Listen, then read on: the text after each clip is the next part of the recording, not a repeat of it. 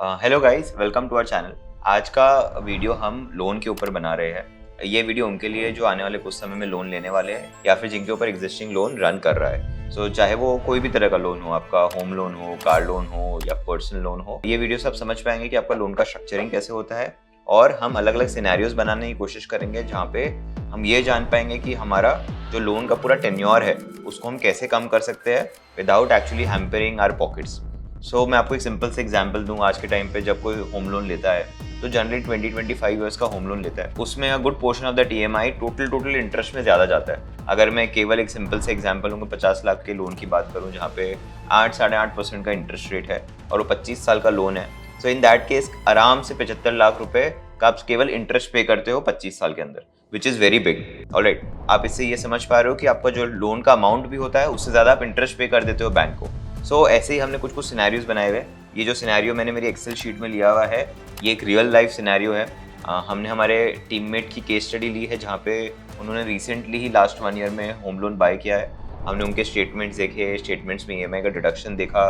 हमने ये जाना कि कितना पोर्शन उसका इंटरेस्ट में जा रहा है, कितना प्रिंसिपल में जा रहा है, और हमने पूरा डिडक्शन बनाया और समझा कि कैसे वो वर्क कर रहा है। तो चलिए जल्दी से हमारे एक्सेल शीट की तरफ चलते हैं और समझते हैं कि कैसे वर्कआउट होता है। तो सबसे पहले हमारा नॉर्मल सिनेरियो देखते हैं। ये सिंस ये रियल लाइफ नंबर है इसलिए नंबर आपको एकदम राउंड फिगर के नहीं मिलेंगे, 50 लाख 55 लाख ऐसे नहीं मिलेंगे। एग्जैक्ट नंबर है 57 लाख। और कुछ 70 लाख जितने का घर था उसमें से 13 लाख का डाउन पेमेंट था और 57 लाख का लोन लिया गया था। वो नंबर हम यहाँ देख पा रहे हैं। इंटरेस्ट रेट करीबन करीबन 8.5% है और होम लोन का जो टेन्योर है वो 25 ईयर्स है। तो इस पूरे सिनेरियो में हम लोग देख पा रहे हैं कि हमारा जो ईएमआई का अमाउंट आ रहा है, जो मंथली पेमेंट हमको करना है बैंक को, वो करीबन करीबन 45,900 के आसपास आ रहा है। आप इसमें कुछ कुछ चार्जेस ऐड करोगे तो ये 46,100 या 200 तक चला जाएगा। तो ये सिनेरियो हमको ध्यान रखना है कि हम जब होम लोन ले रहे हैं तो ये तीन चीज क्या है, पहला हमारा लोन का अमाउंट, दूसरा हमारा इंटरेस्ट रेट और तीसरा हमारा टेन्योर। ऑलराइट, ये तीनों चीजें ही आपको डिटरमाइन करेगा कि आपका ईएमआई अमाउंट कितना है। तो सबसे पहला केस मैं आपके सामने बनाता हूँ, एक नॉर्मल केस जहाँ पे इसी शेड्यूल के अकॉर्डिंग आप जो है बैंक को अपना ईएमआई के फॉर्म में अपना लोन चुकता करेंगे। Alright, so to begin with ये मैंने सिनेरियो बनाया हुआ है, नॉर्मल केस सिनेरियो। तो जल्दी से हम इस नॉर्मल केस के एक्सेल में जाते हैं और हम देखते हैं कि एग्जैक्टली कैसे वर्कआउट हुआ है। फर्स्ट मंथ को अगर हम देखें तो हमारा ऑब्वियसली लोन का जो अमाउंट था 57 लाख था। हमारा जो ईएमआई का अमाउंट है वो 45,898 है। आप देख पा रहे हैं कि नंबर कहाँ से आ रहा है, आपकी प्रीवियस शीट से ही नंबर आ रहा है। एंड इसमें से कुछ कंपोनेंट आपका प्रिंसिपल के रीपेमेंट में जा रहा है और कुछ कंपोनेंट आपका इंटरेस्ट पेमेंट में जा रहा है। और जितना भी आप प्रिंसिपल रीपे कर रहे हो, और 57 लाख में से आपका प्रिंसिपल रीपेमेंट से फॉर एग्जांपल 5,500 है, तो उतना अमाउंट डिडक्ट हो जाएगा, वो आपके सेकंड मंथ का बिगनिंग लोन अमाउंट बनेगा। ऑलराइट, अब एक इंटरेस्टिंग चीज जो हमको यहाँ पे समझनी है कि शुरू में जो हमारा ईएमआई जाता है, जैसे इस केस में 46,000 है, इसमें से 80-85% ऑफ द कंपोनेंट हम इंटरेस्ट पे करने के लिए ही यूज करते हैं। ऐसा क्यों? क्योंकि शुरू के टाइम में आपका जो लोन का अमाउंट है वो बहुत बड़ा होता है। जैसे जैसे आप धीरे धीरे धीरे धीरे प्रिंसिपल रीपे करते हो तो ऑटोमेटिकली आपका इंटरेस्ट का जो कंपोनेंट है वो कम होता जाता है और आपके टोटल ईएमआई में से आप फिर प्रिंसिपल ज्यादा पे करते हो और इंटरेस्ट कम पे करते हो। तो मैं ये वापस समराइज कर देता हूँ कि इनिशियल टाइम पीरियड में सिंस मेरा लोन का अमाउंट ज्यादा है, इसलिए इंटरेस्ट कंपोनेंट मेरा ईएमआई का कंपोनेंट को ज्यादा फॉर्म करता है और मेरा जो प्रिंसिपल कंपोनेंट है वो ईएमआई के कंपोनेंट में कम फॉर्म करता है। इसलिए मेरा जो लोन का टोटल अमाउंट है वो धीरे धीरे धीरे धीरे कम होता है शुरू के टाइम पीरियड में। इसको हम प्रॉपर्ली एक्सेल में देख सकते हैं कि कैसे वर्कआउट हो रहा है। हम जैसे सेकंड मंथ में देख पा रहे हैं कि अगेन मैंने ईएमआई रीपे किया है 45,898 का, विच इज अप्रोक्सीमेटली 46,000। उसमें से अगेन मेरा जो इंटरेस्ट कंपोनेंट है दैट इज 40,336। आप इसका भी फॉर्मूला बहुत अच्छे से देख सकते हैं कि क्या है, beginning loan amount which is 56,94,000 multiplied by जो हमारा इंटरेस्ट रेट है 8.5%, वो पुरानी शीट से आ रहा है, डिवाइड बाई 12, क्योंकि मंथली पेमेंट से इसलिए डिवाइड बाई 12 हुआ है। और आप आउटस्टैंडिंग बैलेंस में ये चीज देख पा रहे हैं कि जो भी मेरा बिगिनिंग लोन बैलेंस था उसमें से मैं प्रिंसिपल कंपोनेंट डायरेक्टली माइनस कर देता हूँ। तो इस तरीके से पूरा हमारा शेड्यूल बनता है। अब यहाँ पे एक इंटरेस्टिंग चीज देखिए कि कैसे कैसे धीरे धीरे ये 300 मंथ्स में आपका जो इंटरेस्ट का कंपोनेंट है वो कम होता जा रहा है। पहले 40,000 ले रहे हैं, फिर 39 पे आता है, फिर वो 38 पे आता है, 37 पे आता है, 30 पे आता है, देन इवेंचुअली 25 पे आता है, एंड देन एंडिंग के ईयर्स में आप देख पा रहे हैं कि ये अमाउंट 3,200 3,000 2,000 के आसपास आ जाता है। ऑन द अदर हैंड आप यही सेम चीज प्रिंसिपल के केस में देखिए। पहले प्रिंसिपल अमाउंट आपका 5,523 के आसपास है, फिर ये बढ़ के 7,000 के आसपास होता है 4-5 साल बाद, फिर ये बढ़ के 10,000 के आसपास होता है 8-9 साल बाद, फिर ये बढ़ के बढ़ता जाता है और आपका 30, 35, 40,000 के आसपास ये अमाउंट पहुंच जाता है। एंड में प्रिंसिपल तो आपने 57 लाख ही रीपे करना है क्योंकि आपने उतने का ही लोन लिया था। आप जो एक्स्ट्रा बैंक को देते हो वो गोज विदाउट सेइंग आपका इंटरेस्ट कंपोनेंट ही होता है, which in this case is 80 lakh. तो आप देख पा रहे कि 57 लाख के लोन पे आप 57 लाख तो रीपे कर ही रहे हो, बट जो इंटरेस्ट कंपोनेंट है which is as big as 80 to 81 lakh. तो आपने लोन कम का लिया है बट आपने इंटरेस्ट उस लोन के अमाउंट से भी ज्यादा पे कर दिया है क्योंकि आपको जो टेन्योर है वो बहुत बड़ा है, और जो टेन्योर बहुत बड़ा है तो आप उसमें इंटरेस्ट ही मेनली पे करते रहते हो। अब इस पॉइंट पे बहुत लोगों का ये सवाल आता है कि क्या 8.5% पे हमको लोन लेना चाहिए या नहीं लेना चाहिए, या फिर हमको उसको सेफली कहीं और इन्वेस्ट कर देना चाहिए। तो आपको ये पॉइंट समझना बहुत जरूरी है कि अगर आप कहीं और इन्वेस्ट कर रहे हो पैसों को और कंपेयर कर रहे हो आपके होम लोन से, तो आप जहां इन्वेस्ट कर रहे हो वहां आपको इंश्योर करना है कि आप इजीली पोस्ट टैक्स 10-12% का रिटर्न बना पाओ, तभी वो 2-3% का जो डिफरेंस है वो आपको हेल्प करेगा। क्योंकि होम लोन के केस में जो इंटरेस्ट का कंपोनेंट है वो आपको टैक्स एफिशिएंसी भी देता है, वो आपके टोटल इनकम में से डिडक्ट भी हो जाता है और आपका टैक्सेबल इनकम कम करता है। So in that way it is very helpful.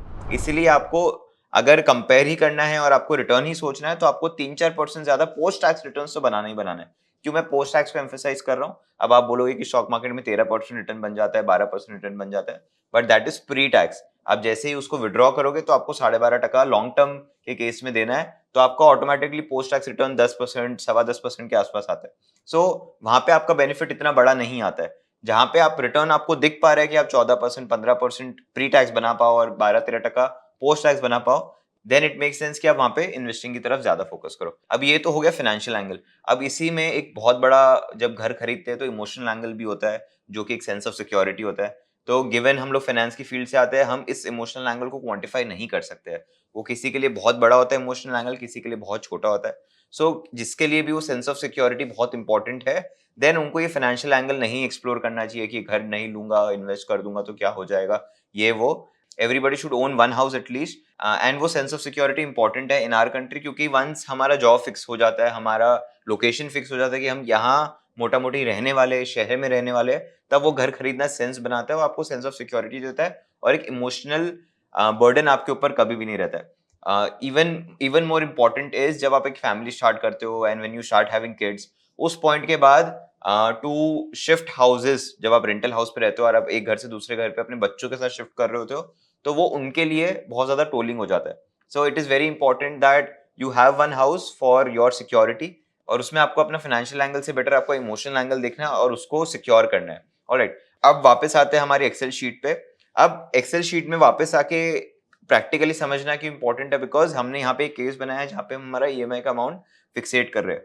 अब ये जो ईएमआई का अमाउंट है, आई एम अज्यूमिंग आप लोग कोई ऐसा रैश डिसीजन ना लो जहाँ पे आप अपना 70-80% ऑफ योर सैलरी ईएमआई में पे कर रहे हो, बिकॉज ऑफ दैट क्या होगा कि आप अपने बाकी डिसीजन जो है वहां पे पैसों को लेके बहुत कॉम्प्रोमाइज करने लग जाओगे।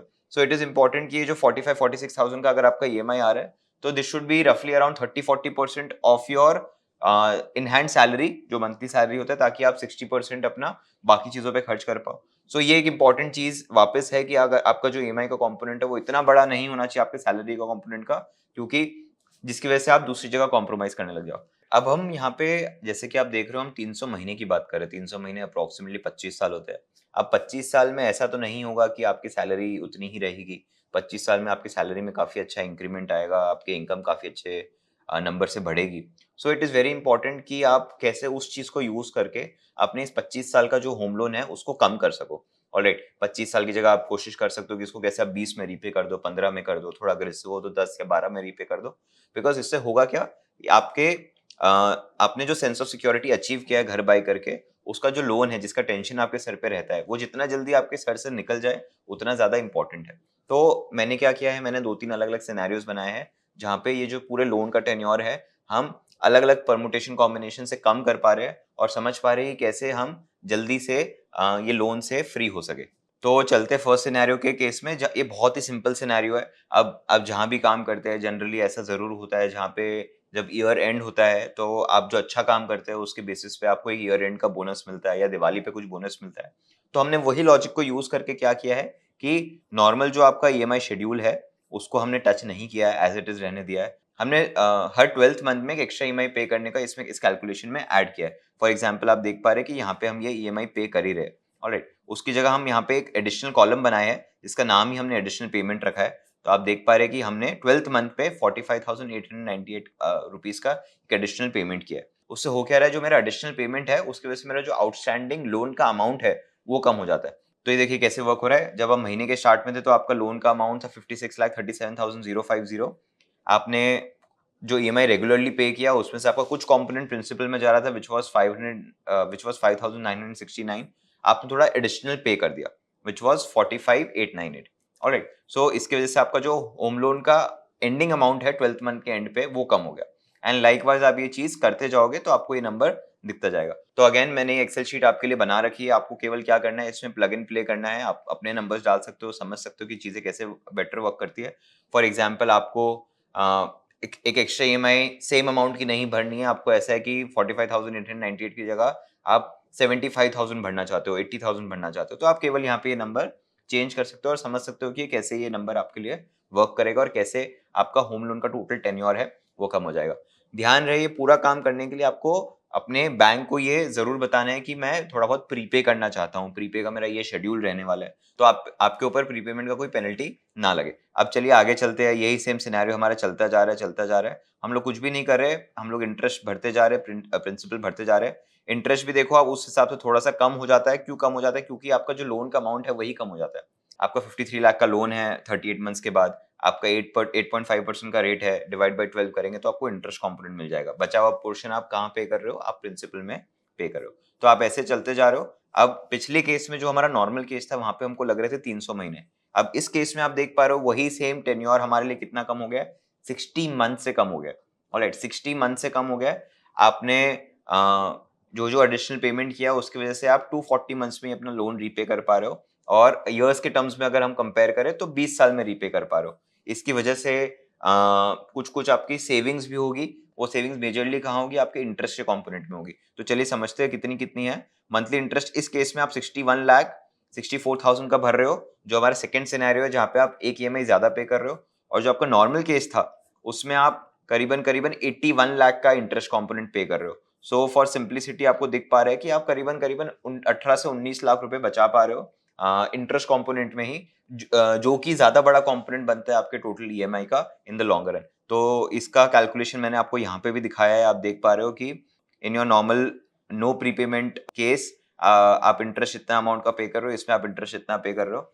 आपका इसमें अमाउंट कितना सेव हो रहा है? आपका इसमें अमाउंट 18.81 लाख सेव हो रहा है। आपके टेन्योर 25 साल से कितने के हो गए? 20 साल के हो गए। 5 साल का टाइम सेव किया है। मेरा पूरा लॉजिक ये बताने का इसलिए भी है कि केवल आप इंटरेस्ट में टाइम ना बचाओ, आप अपने टाइम में भी टाइम बचा रहे हो। यहाँ पे हाँ, आप 25 साल लगा रहे थे ये चीज को करने के लिए, अब आप 20 साल ही लगा रहे हो, तो टाइम भी पैसे की तरह वर्क करेगा आपके लिए after some point in time.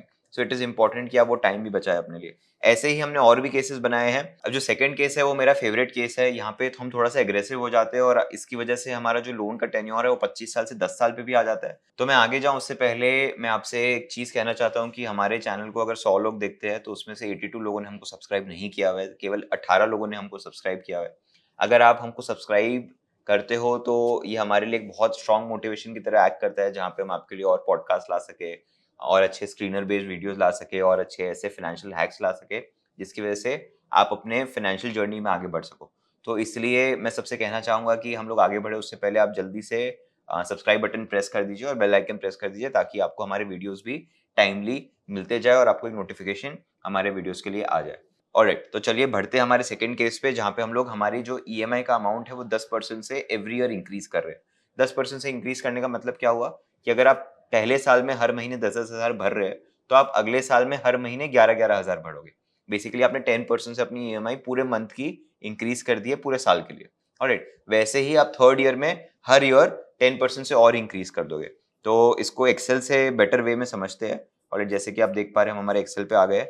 अब प्लग एंड प्ले बनाने के लिए मैंने क्या किया, यहीं पे ही आपके लिए परसेंटेज जिससे आपको इंक्रीज करना है वो यहीं पे लिख दिया है। फॉर एग्जांपल आपको 10% से करना है तो ये 10% यहाँ पे लिखा हुआ है। इसी को आप 5% से भी इंक्रीज करना चाहो तो 5 से करोगे तो आपको ऑटोमेटिकली सारे चेंजेस शीट में दिख जाएंगे। ऑलराइट, तो वो आप अपनी मर्जी से कर सकते हो। आप एक्सेप्शनली बहुत अच्छा काम कर रहे हो और आपको लग रहा है कि आप अपनी ईएमआई का अमाउंट 15% से इंक्रीज कर सकते हो और देखना चाहते हो कि रिजल्ट क्या आएंगे, तो यहाँ पे आप 10 की जगह 15% भी कर सकते हो। So let's move ahead. Again हमारा बिगनिंग लोन अमाउंट सब सेम रहेगा, ईएमआई का कंपोनेंट शुरू में सेम रहेगा, प्रिंसिपल उसमें से कितना जा रहा है वो सेम रहेगा, हमारा आउटस्टैंडिंग बैलेंस कैलकुलेट करने का तरीका सेम रहेगा, जो भी हमारा ओपनिंग बैलेंस था उसमें से हमको प्रिंसिपल माइनस कर देना और हमारा आउटस्टैंडिंग बैलेंस आ जाएगा। Alright, so and so fourth 12 महीने तक चीजें ऐसे ही चलती रहेगी। 13वें महीने पे हमको क्या करना है, हमको हमारे ईएमआई का अमाउंट बढ़ाना है। चलिए देखते हैं कैसे बढ़ाया मैंने। 45,898 मल्टीप्लाइड बाई 1 प्लस मेरा I4 का जो सेल है, वो I4 सेल में क्या है, 10% का increment in your EMI. Alright, salary में इंक्रीमेंट होता है तो आपके ईएमआई में भी इंक्रीमेंट होना चाहिए, वही लॉजिक यहाँ लगाया। तो आपका ईएमआई अब कितना आ जाता है नया, 50,488। ऑलराइट, अब उसमें से इंटरेस्ट कंपोनेंट आपका 40,000 है और बचा हुआ कंपोनेंट आपका प्रिंसिपल रीपेमेंट में जा रहा है। अब आपका प्रिंसिपल और तेजी से कम होता जाएगा। ऑलराइट, एंड लाइकवाइज वापस आप 12 महीने बिताओगे इसी ईएमआई के अमाउंट के साथ, दैट इज 50,488। फिर जब 25th मंथ पे आओगे, ऑलराइट, वापस आपका इंक्रीमेंट हुआ होगा या फिर आपने बिजनेस में वृद्धि की होगी, तो अगेन आपको अपने ईएमआई का अमाउंट 10% से इंक्रीज करना है। सो 50,488 का अमाउंट इंक्रीज होके हो जाता है 55,537। Alright, again a very good jump.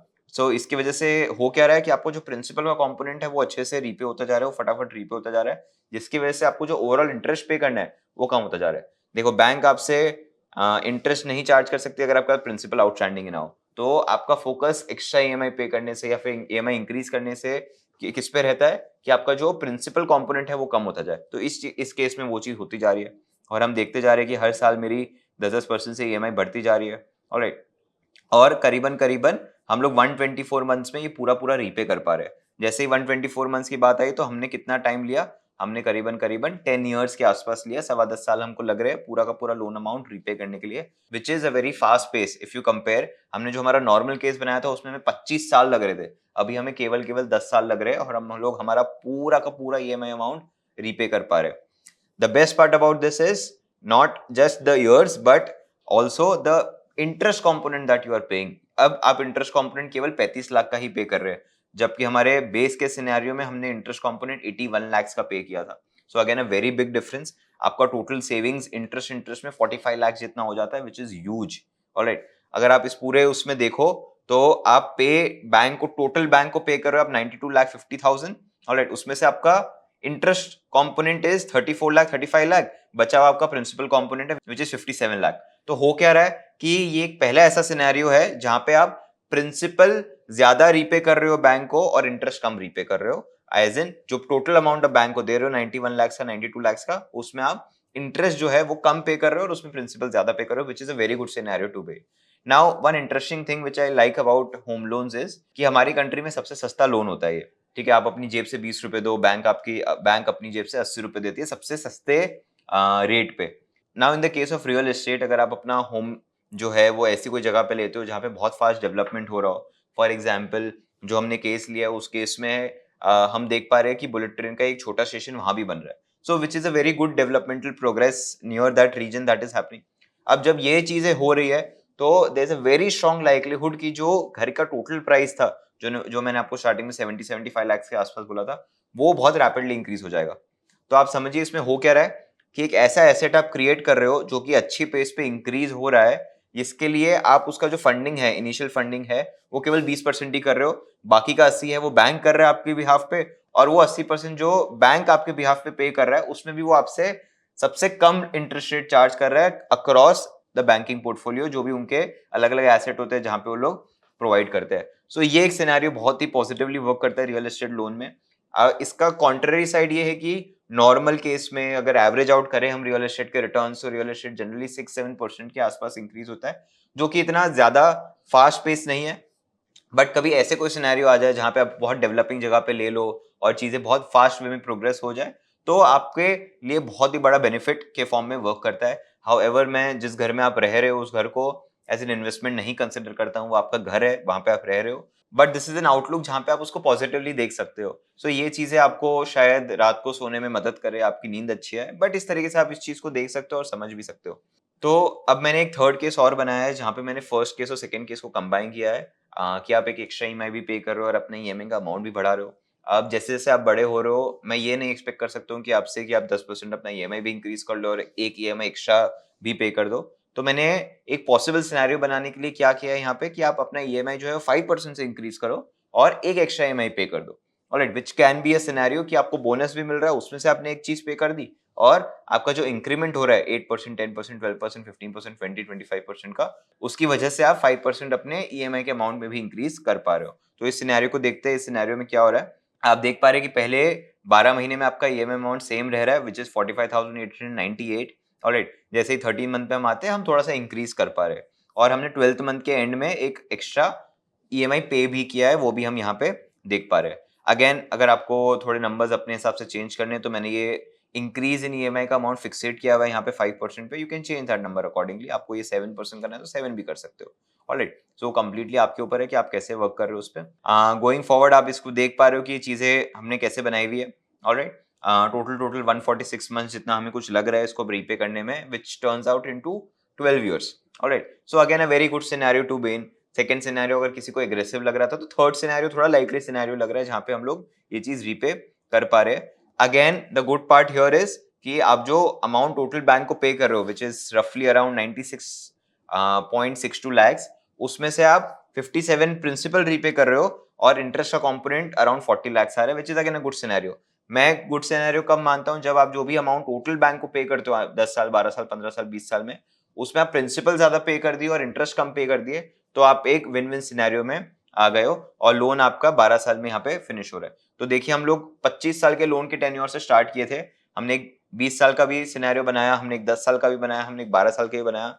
हमने जो अपनी इनकम धीरे धीरे बढ़ा पा रहे हैं उनके लिए 20 साल का एक सिनेरियो बनाया, जो अग्रेसिव होकर अपनी इनकम बढ़ा पा रहे हैं उनके लिए 10 साल का बनाया, और जो कहीं बीच में कहीं भी मॉडरेट वे में आ रहे हैं उनके लिए हमने 12 साल का एक सिनेरियो बनाया, जिससे जो भी ऑडियंस हमें देख रही है उनके लिए कोई ना कोई की टेक अवे या फिर की मेथड जिससे वो अपना होम लोन रीपे कर सके, उसके लिए हमने कुछ दिया है ना। यही सेम चीज आप दूसरे लोन्स पे भी वर्क कर सकते हो, चाहे वो आप क्रेडिट कार्ड का लोन हो, चाहे वो आपका होम लोन हो।